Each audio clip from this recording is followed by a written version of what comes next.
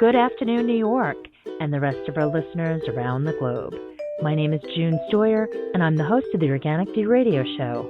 Our podcast is available on iTunes, Zune, and you can also visit our website at www.theorganicview.com. If you'd like to be on the show or would like to find out about sponsorship opportunities, please contact us at questions@theorganicview.com. Today's show is sponsored by Eden Foods, the most trusted name in certified organic clean food. When you shop online at edenfoods.com, enter the coupon code ORGVIEW to receive 20% off any regularly priced items, excluding cases. For other promotional offers, please visit theorganicview.com's website. And don't forget to check out our contest section.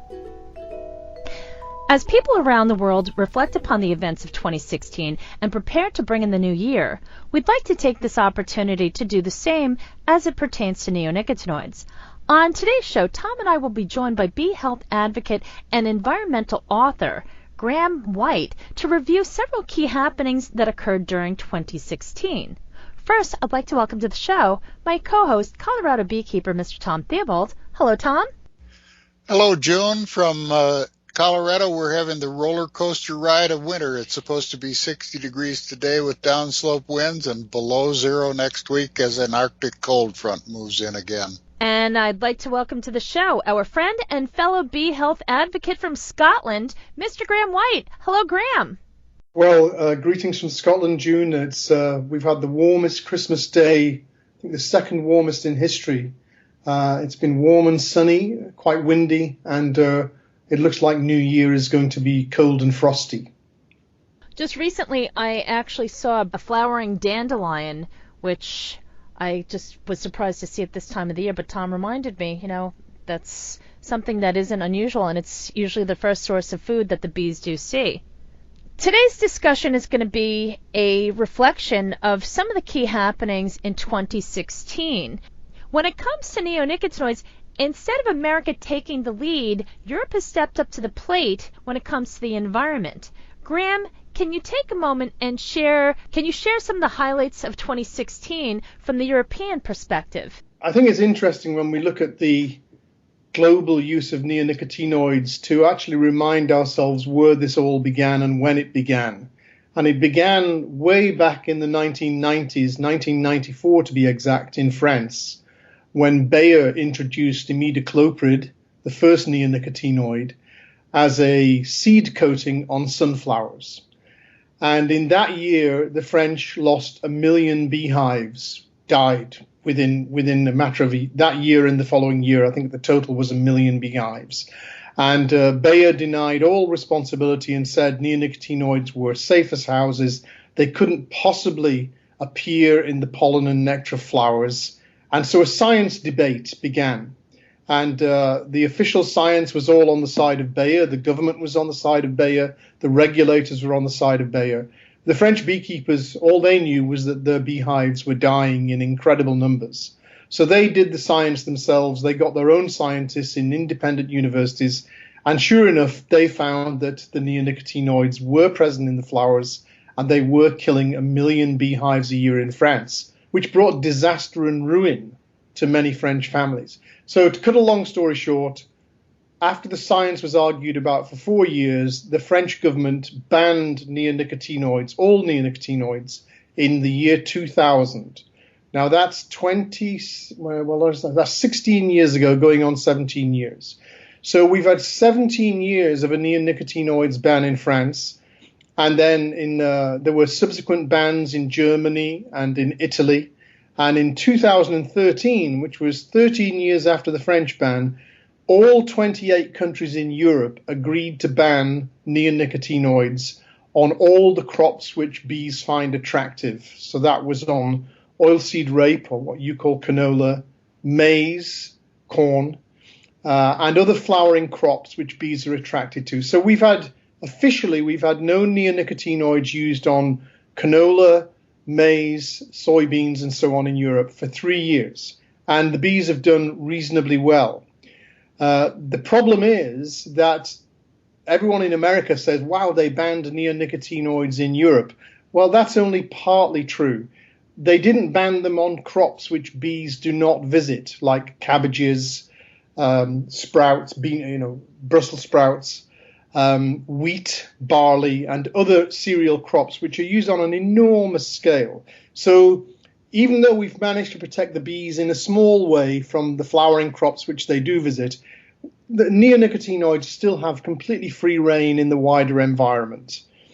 Now, when we go to, America introduced neonicotinoids in the late 90s, early 2000s, and in that time, it's conservatively estimated that between 10 and 15 million colonies have died, bee colonies have died. Some people would say as high as 20 million, but we don't really know. And in that same period, neonicotinoids were introduced to South America. They were introduced in Argentina on a massive scale. Argentina went from being the #1 honey producer in the world to losing more than half of its bee colonies in a single year.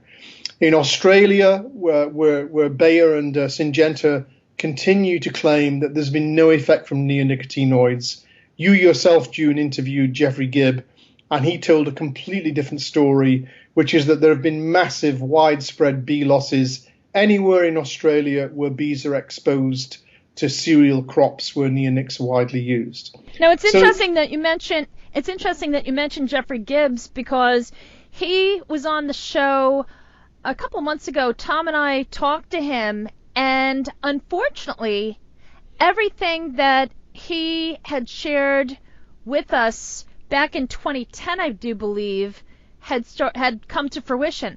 All the things that Tom talks about, that Jeff Anderson from California, Minnesota Honey Farms, who's also part of the Pollinator Stewardship Council, Jeff Anderson has talked about the massive bee losses that he's experienced. Jeffrey Gibbs talked about how this has become the norm now in Australia. So basically everything that we've experienced here, they're really starting to see mainstream at this point. I think that, to sum it up in a very simple way, every single country on the entire planet where neonicotinoids have been introduced, the bee populations have crashed shortly afterwards. And of course, the thing that no one wants to discuss at all is we only know about the collapse of honeybees because people own honeybees. They have an economic value, and we monitor whether a hive lives or dies because it's money in our pockets or a debt incurred. But no one knows how many other wild species of pollinators are dying because there are very, very few scientists actually studying them. We know a little about bumblebees, and bumblebees are crashing on every continent in every country. We know very, very little about the 4,000 species of wild bees which live in America. All we suspect from what we do know that they're vanishing at an incredible rate. We know about the monarch butterfly. We know very little about the thousands of other species of insects which live in and among the arable fields of America where the crops are grown. But what we're seeing is a poisoning on a planetary scale, as I think Tom would agree. One of the things that distinguishes Australia is the industry tactic has been to attempt to blame all of these losses on the predatory varroa mite. And while varroa may be an element in some of these losses, Australia was used as an example of success because Australia is the only continent that has never gotten varroa mites. So the argument on the part of the chemical companies was, here, we're using neonicotinoids and the beekeepers are doing just fine. Well, the interview with Jeffrey Gibbs and the article that he wrote for the Australasian Beekeeper exposes the big lie. It's not the case at all. They're having horrible problems in Australia. The only difference in Australia is Australian beekeepers have a greater opportunity to escape to what they call the bush, the non-agricultural land. But they've had the same problems that everywhere else has had all around the globe, just as you've said, Graham. I think, again, on the big scale, on the strategic view of what's happening around the world, we have to look at what Americans call the bottom line. And the bottom line is that neonicotinoids are the #1 insecticide used on every continent in the entire world, and the global profits amount to $2 or $3 billion profit a year. It's the largest profit, apart from Roundup weed killer, of any farm chemical used in the entire world. So I would imagine that the chemical companies are sat in their boardrooms this new year and they're rubbing their hands and saying, well, we introduced this poison more than 20 years ago and our profits have increased every single year, and our global dominance and our global penetration of every single market in the world has increased every single year. And in America alone, we're making $1,000 million profit. And in fact, fascinatingly enough, the only place where they're not making a profit is Cuba. And Cuba, because it had a trade embargo for the last 30 or 40 years, has never had neonicotinoids, although it has had the varroa mite. And organic honey from Cuba is the fourth most successful export financially from the Cuban state. So anyone who wants to see what a country looks like when it doesn't have neonicotinoids and how healthy the bees are, even when they have varroa mites, should take a holiday in Cuba. You might learn something very interesting. Graham, I know that Europe has really taken the lead on trying to protect the environment, but there's been a lot of resistance. And I think that with Brexit, that showed just how much resistance there is. From what I understand, the UK has voted to leave the European Union, and there have been a lot of repercussions from that. Can you explain to our listeners, especially our American listeners, why this is such a big deal? Well, Britain has been part of the European Union since 1975, which is a long time, almost 40 years. And it's just one of 28 countries, including Germany, France, Italy, Spain, who are all part of the European Union. Now, that means we have one pesticide regulation that covers all 28 countries. We have one traffic regulation that covers all 28 countries, and so on. That's the whole idea. So Europe was in advance of the rest of the world in banning neonicotinoids in 2013, based on a very, very thorough scientific analysis of the evidence by the European Food Safety Agency. Now, this year, on June 23rd, 2016, Britain voted to leave the European Union, which implies that we won't be having the same pesticide regulations as Europe has as of when we leave. But not only that, the regulation that banned the neonics in Europe is up for review, and it's going to be reviewed very early in 2017. And the chemical companies have been spending millions and millions of dollars lobbying Europe to allow them to continue to sell neonicotinoids. And it's in the balance. We really don't know. I think the balance is slightly in favor of maintaining the ban because the scientific evidence gets stronger and stronger. But Britain wants to be buddies with America. We desperately need American trade. And part of the bargaining chip may well be that the British government, once it leaves Europe, will say to America, anything that's legal in America should be legal in Britain because it's good for trade. So we will be facing a new battle. And I think there'll be enormous pressure to reintroduce neonicotinoids in the UK. Speaking of regulation, there was a very important lawsuit that occurred towards the end of 2016 that was filed by the Center for Food Safety against EPA. Tom, can you just share some of the finer points of the lawsuit and what happened? This is a very significant occurrence for 2016. One of the lead plaintiffs was Jeff Anderson, who you mentioned earlier, June. He's the California-Minnesota beekeeper. And the lawsuit was over seed treatment of the commodity crops with the neonicotinoids. And what comes as a surprise to most people is that 90% of the use of these neonicotinoids is as seed treatments, not as foliar applications or soil drenches. 90% of the use is as a seed treatment. And what the EPA has done is it's chosen to exempt that seed treatment from any regulation or oversight under what's called the treated articles section. It makes no sense whatsoever. And in January, several beekeepers, larger farmers, environmental groups filed suit regarding the exclusion of seed treatment from regulation or oversight. And they lost that suit on a legal technicality, certainly a step backward.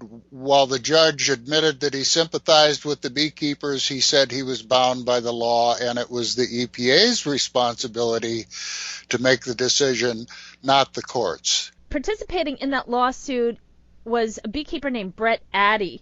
Could you just share a little bit about his losses? Because that was significant. If this were any other industry, there would have been an outrage, but that was not the case. Well, Brett Addy is probably the best reference point we have. Addy Honey Farms is the largest honey operation in the world. So we have the world's largest sample size here. And I talked to Brett about a month ago as he was moving bees from all over the country into California in preparation for the almond pollination in February. And Brett's observation was that the bees that are coming from the non-agricultural areas seem to be doing fairly well, whereas the bees that are coming from the agricultural areas are collapsing and have all kinds of problems. And I think that makes it pretty clear that this is an agricultural-based problem, and the issue is one of the neonicotinoids. They're the most widely used pesticides. 90% of the usage is as a seed treatment. Almost all the corn and most of the soybeans are seed treated with neonicotinoids, and many other crops as well. Over 200 million acres of agricultural land alone has been poisoned repeatedly with these chemicals, and they don't disappear after a few days or a few weeks. They're in the soil and the groundwater for years, and they accumulate from year to year with successive uses. It's a horrible poisoning of the environment, and the regulators have chosen to turn their heads. I think, if I may comment, that one of the things that follows from that is, when you're facing any battle, whether it's a political battle about civil rights or an environmental battle like this, it's always very good at the beginning of a new year to take stock and say, is what we're doing having any effect at all? And you two live in America, so I'd be grateful for your views. But it seems to me that we've been fighting this for 20 years now all over the world. Europe's had some minor successes on a minor scale, I would say. But the reality is that in America, the use of neonicotinoids has continued to expand. It hasn't been threatened in any way. And that means we have to ask ourselves, do we actually have a national strategy? Is there any national resistance? And who's leading that resistance? Do we see any signs, apart from at small-scale state level, that anyone is doing anything at all in America to challenge the dominance of the pesticide corporations? I'd be interested in your view. There are some groups that are. The Center for Food Safety is doing a phenomenal job. You have scientists like Dr. Jonathan Lundgren, who stepped up to the plate and stood up for what he believed was right, and he paid a very dear price. And even more recently, Dr. Jeffrey Pettis. Yes, he was removed as the lead researcher, the research leader for the USDA, for the Agricultural Research Service. We have to ask ourselves, is anything we're doing effective? The Center for Food Safety has done all that work, and what's the result of 5 years' work? Zero progress. Jonathan Lundgren resigned from his job, he lost his business, blah, blah, blah. What's the net result of that? Zero progress. The only progress we're seeing is individual cities which ban neonics and state pollinator protection programs. And the question has to be asked, are these effective strategies with national objectives and national leadership, or are they window dressing? Okay, Tom, you're over there on the ground and you know all the people involved. I'd be interested in your assessment as to what regional or local strategies are being used in the United States and whether they really are getting to the core issue of neonicotinoids and bee deaths? Well, I think it's important that we fight these spot fires that are thrown at us. That's necessary. And I think that a lot of the NGOs and state groups and citizen groups have done a good job of trying to deal with these. But the real problem is we've yet to look at what the source of these problems are. And I said earlier in conversation with a friend that while we have to deal with these spot fires, we'll never see a change until we catch the arsonist. And the arsonist in this case, unfortunately, is the Environmental Protection Agency, which has done virtually nothing. In fact, it's been worse than nothing. And a good example of that is what has been called the Managed Pollinator Protection Plans. And this is an outgrowth of the presidential proclamation and the task force that took a look at the bee problems, and what they are proposing is managed pollinator protection plans in each of the states. But if you look at these, this has been a 20-year, very carefully orchestrated manipulation of the beekeepers, because the beekeepers are really seen as an inconvenience. And these MP3s, as they're called, are designed to get the beekeepers out of the way. The question is, what is the protection that they provide and who's being protected? And it's certainly not the beekeepers. We talked a week or so ago about the 48-hour rule, that if I'm an applicator and I call you a beekeeper and say that I'm going to spray a crop that could be damaging to your bees, you have 48 hours to get out of harm's way.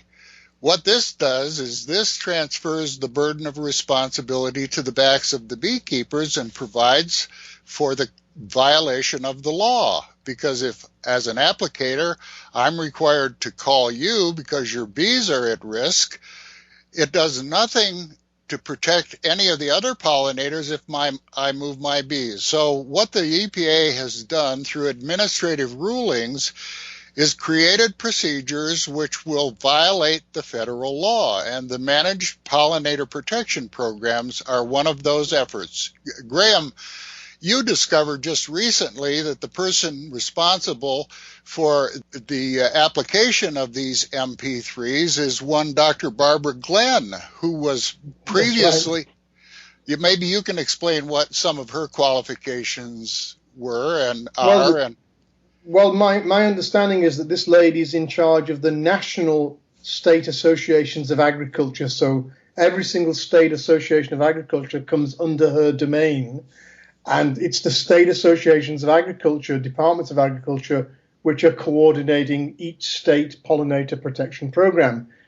But Barbara Glynn was formerly the chief executive of CropLife America, which she was the senior vice president for science and regulatory affairs for CropLife America, the major lobbying group for the chemical industry. Does anyone smell a rat here? I certainly do. Well, this is something that occurs all the time, though. We have people that have influence with the government that wind up working for these corporations, and they still have their relationships. And it's got to stop.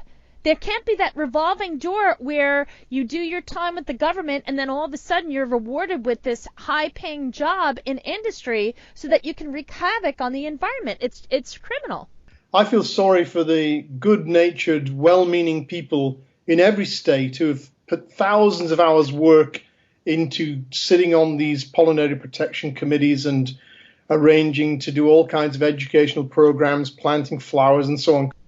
Tom, can you take a moment and talk about what's going on in Minnesota? I know that they're working hard to try to change things, but it just seems to be yet another situation where it's an uphill battle. Well, this was an advisory issued by the governor of Minnesota in August of this past year, 2016.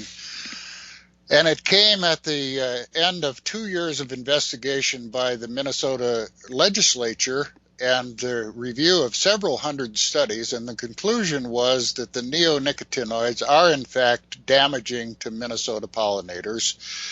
And what the governor called for was a review of the existing regulations, the conduct of the Minnesota Department of Agriculture, and the creation of a citizen pollinator protection committee, which would advise the various government agencies. And this was in August, and in October, the 15 members of that committee had been appointed, and they had a meeting on the 22nd of December.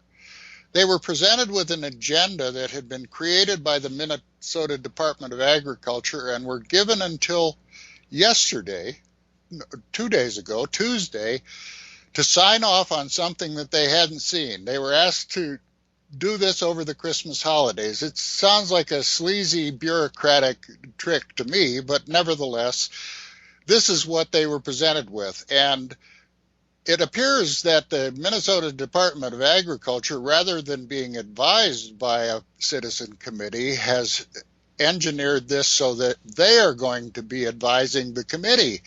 They've couched this agenda in very excusatory terms. They are trying to perpetuate the great mystery theory that the science is unsettled, and that's not the charge that's before them. That was settled with 2 years of investigation by the Minnesota legislature, and now the Minnesota Department of Agriculture is apparently trying to set that back and derail it and confuse the issue, and this is the kind of thing that we deal with repeatedly. Well, that's quite a devastating analysis of where we are in America, Tom. And given that Europe is now, I would say, in the balance, in that they're lobbying to reintroduce neonicotinoids, it still seems like the battle is very, very far from being won, and we face many, many challenges in 2017 if we're to protect bees and pollinators and the wildlife of America. It'll be interesting to see what happens in 2017, especially with a new administration taking over. With all the pressures that are on the beekeepers, let's just hope that the right changes do take place, but all we can do is just hope for the best. Tom, Graham, I want to thank you for taking the time to share with the listeners some of your perspectives about 2016, and hopefully 2017 will be a much better year. For what it's worth, have a very happy New Year, fellas. And you. Thank you, Joan, and thank you, Graham. Okay. See you in 2017. And folks, thank you so much for tuning in. Please tune in next year as Tom and I continue the discussion. Have a happy and healthy New Year.